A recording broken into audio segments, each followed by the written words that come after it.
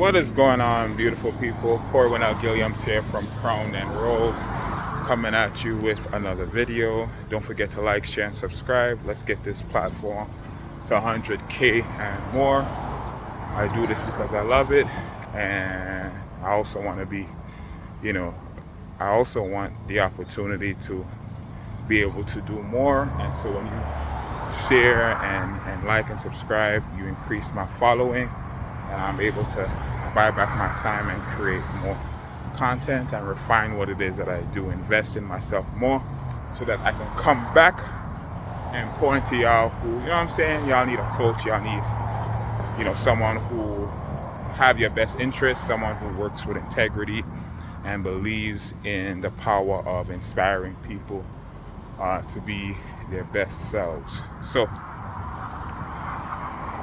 today we're going to talk about integrity. We're going to talk about integrity real quick, under 10 minutes. Integrity, right?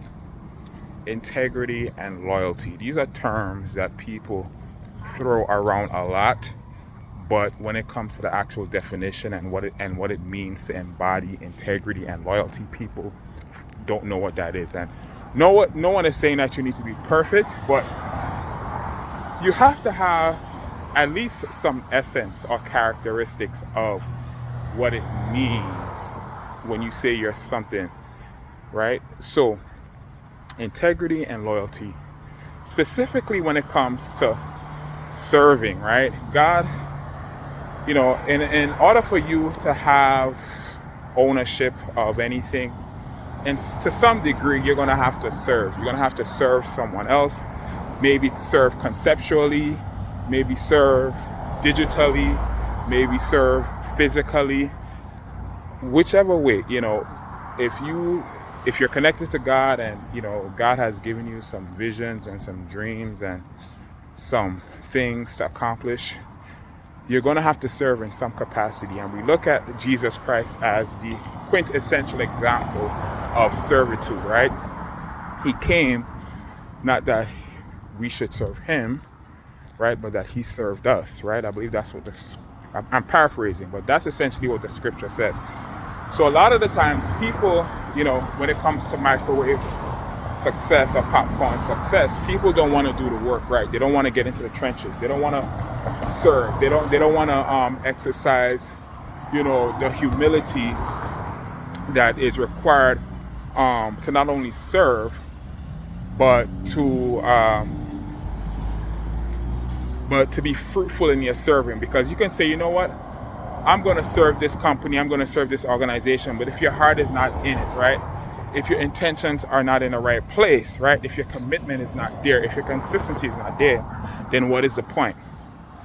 And so this message came to me a couple weeks ago, or maybe more. So if you can remember, right, in the word, right, King David had a servant, right? He was in the army, in King David's army, right?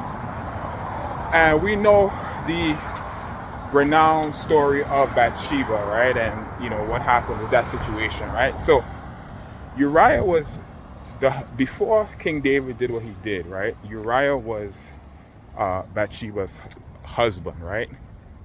So in the word, it talks about how they were in battle, right? King David was taking lands, and he was, basically, doing what he was supposed to do as a king, right?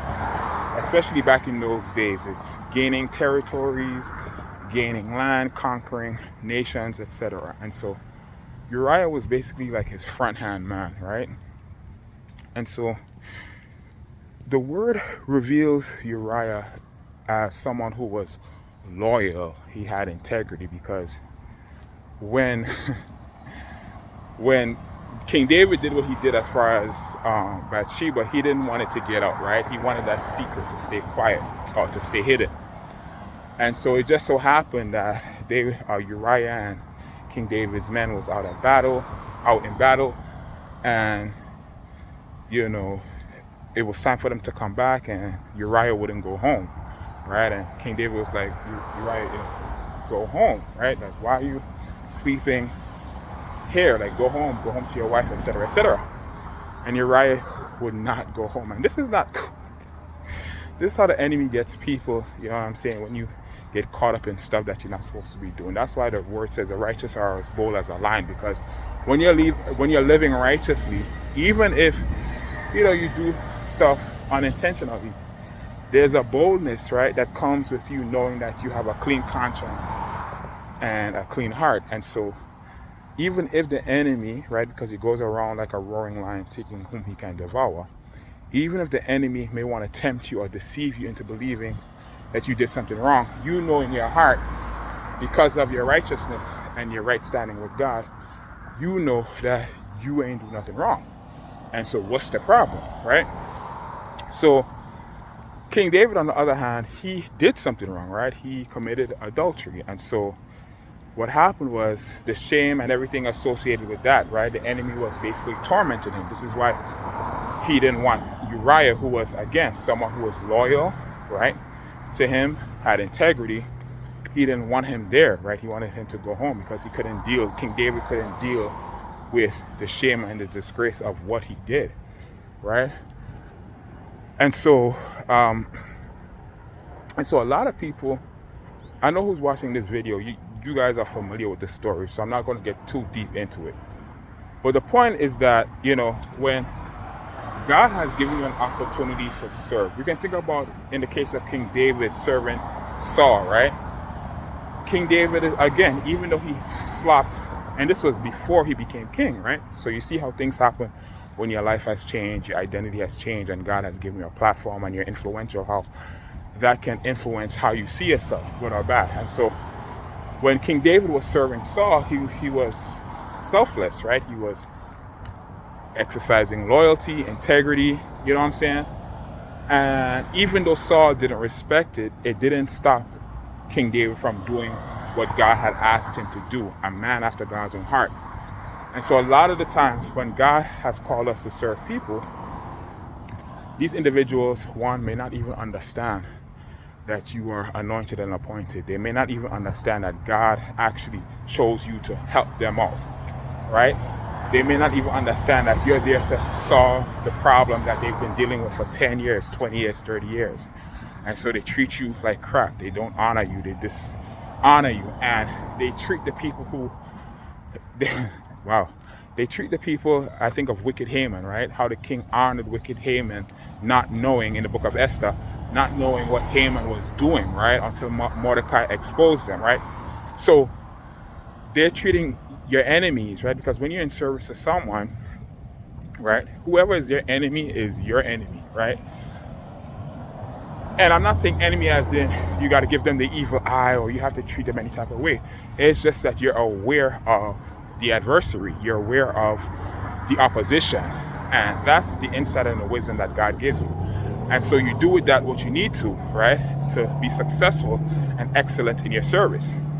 But you never take the side of a known enemy of your leaders, of those God has called you to serve, because a man cannot serve two masters. Ultimately, God is the ultimate leader. So at the end of the day, when all else fails and you feel like there is unrighteousness on both ends, you go to God and you ask God, how should I deal with the situation? So King David, before he became king, he was serving Saul, right? This is going back to the example of, or the point of having to serve before you get to that position of elevation. Jesus did it. If Jesus did it, we definitely have to do it in some capacity. So what the enemy tries to do when he has leadership and people who should be respecting and honoring you, dishonoring you, he wants you to turn away. He wants you to be resentful. He wants you to be angry. He wants you to curse your leaders. He wants you to curse the people who, God has allowed to have authority over you for a time, right? And you don't want to do that. You want to be like Uriah. Uriah is an example of, again, even though he didn't know what was going on and the person that he was serving and essentially gave his life for, right? He was actually murdered. Uriah was, he was murdered, right, by his leader, right? Even though Uriah didn't know what he was getting into or what was going on, he served wholeheartedly. And no one is saying that someone is going to set you up and you're going to lose your life. That's not what I'm saying. What I'm saying is King David had to pay. A child had to pay. The wife had to pay, right? Everyone involved in that situation had to pay for their decision. And so ultimately, when you do what you're supposed to do, no matter what comes, no matter what happens, God is going to take care of the rest. Don't allow the enemy to get you involved in discord and division and saying things out of your mouth, cursing people and doing all these different things and being manipulative and malicious and resentful. Keep a clean heart.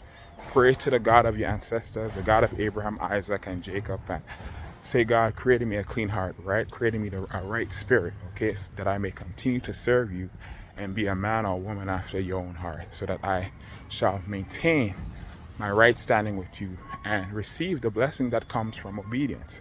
I was listening to someone's video the other day, and they were saying, we talk about love languages, right? And the love language, which I wholeheartedly agree with, of Jesus is obedience, right? He said, those who love me will do what I say. So this is your word of encouragement. You're serving. God sees what you're doing. You're working with integrity. You are being consistent, even though you have, adversaries and opposition coming against you. You are staying the course. You're doing what you're supposed to do. You're staying humble, even though you may have thoughts that aren't right, even though your heart may be a little bit muddied. Take it to God. Let him clean you up. Let him strengthen you and renew you and mount you upon wings as eagles. Okay, don't forget to like, share, and subscribe to the platform. I am Corwin L. Gilliams. Talk to you beautiful people soon.